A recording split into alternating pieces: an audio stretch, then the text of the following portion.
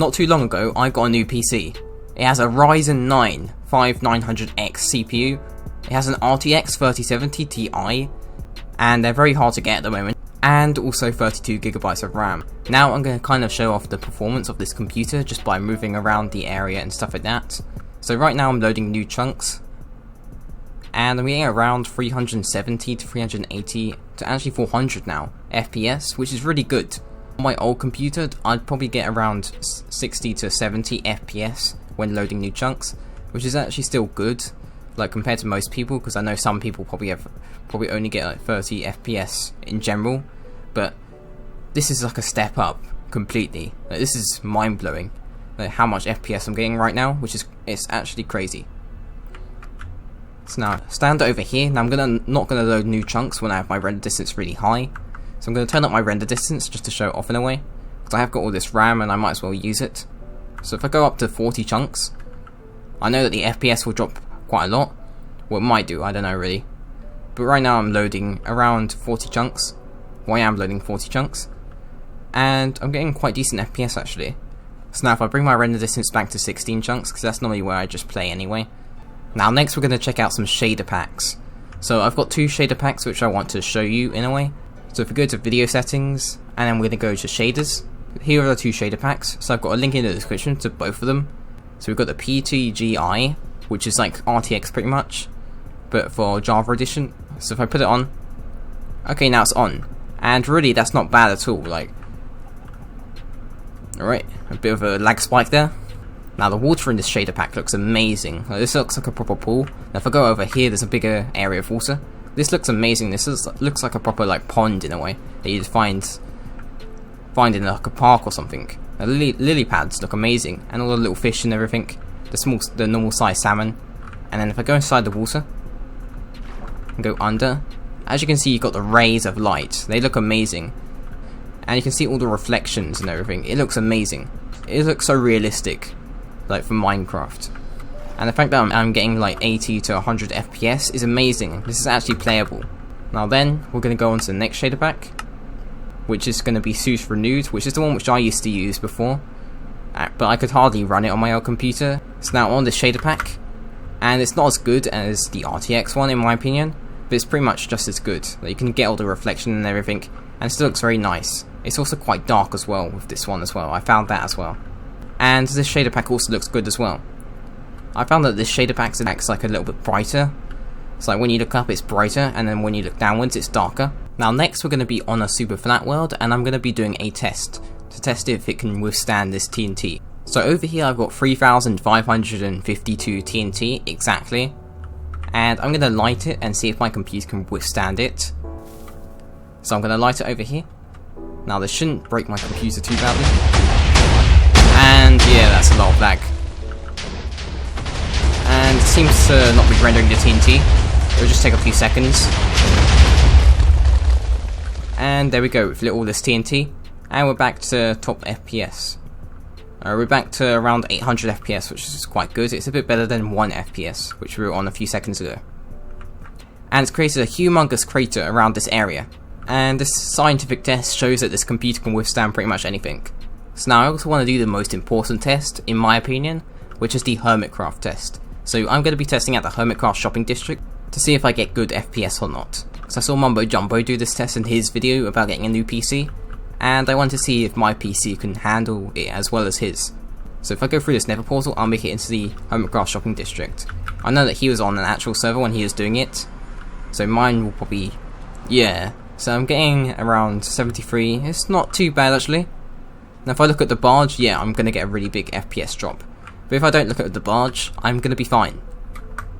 As you can see, I'm kind of loading in all the items and everything. There's tons of entities over in the shopping district. They really didn't care about lag over here. And the main culprit of lag, which is not too surprising, is the barge. Now I'm in Aquatown right now, and my FPS is still doing quite well. There are a lot of structures over here, and over here where Exuma Void's theatre is, he's got quite a lot of banners over here, which could be causing some lag as well. But still, I'm kind of loading it in quite well, and I'm not getting that bad of an FPS. In a way, this is actually playable. I could easily record a video over here, and I wouldn't have too many problems. Now the last test I'd like to do is just to do the gold farm test. So this is where it works, is gold farm, golden XP farm, which I built a long time ago, like a really long time ago, on my old survival world. And I don't really play on this world anymore too much, but I built this farm ages ago and it always used to lag out on my laptop. So what I'm going to do is I'm going to test it out to see if it's still really laggy. So if I shoot one of these zombie-fight piglins, and there. Now at the moment we're getting around decent FPS. As you can, there's an entity cramming machine down there, which uses minecarts, which is probably causing the most lag. But after some time this farm gets really laggy because of all the entities, and really loud too. Yeah, we don't want to hear that. We don't want to hear all those annoying mobs. There we go, we don't have to hear them. And at the moment we're not getting too bad FPS. If I do look at the minecart, if I am looking at that area here, I do get a little bit of an FPS drop, but that's not much for a problem. So now I also want to see if there's any difference with servers. So if I get high FPS on like servers compared to single player, even if like my internet is better on my computer compared to my laptop. So what I'm going to do is I'm going to be joining the biggest Minecraft server in the world at the moment, which is Hypixel. So I'm on Hypixel at the moment. So I'm getting quite low FPS. Oh, it's going back up. Okay, so I'm getting decent FPS around 262 to... That's around average. It's probably because there's quite a few players and also NPCs here. But at the moment I'm doing quite well when it comes to frame rate. So if I just fly around over here and just load in all these chunks around here, as you can see I'm getting reasonable FPS on this server, which is quite good.